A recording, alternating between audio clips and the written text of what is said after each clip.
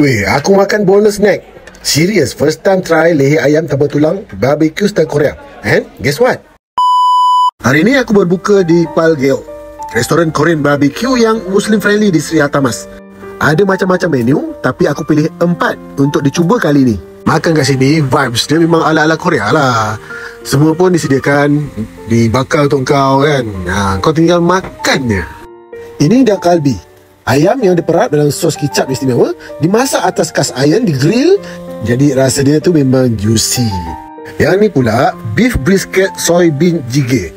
Dia ni stew lah, sup kacang soya dengan brisket daging yang lembut. Dan untuk first timer cuba macam aku, not bad.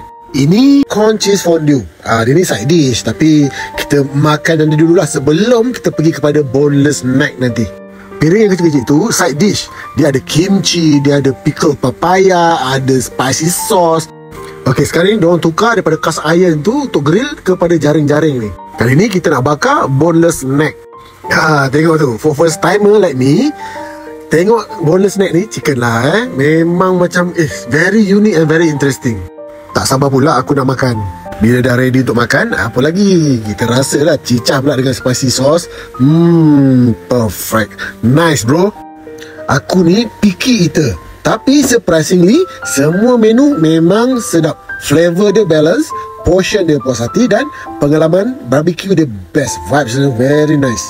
Kalau korang nak try barbecue Korea yang halal, Muslim friendly, Palgeo definitely worth it.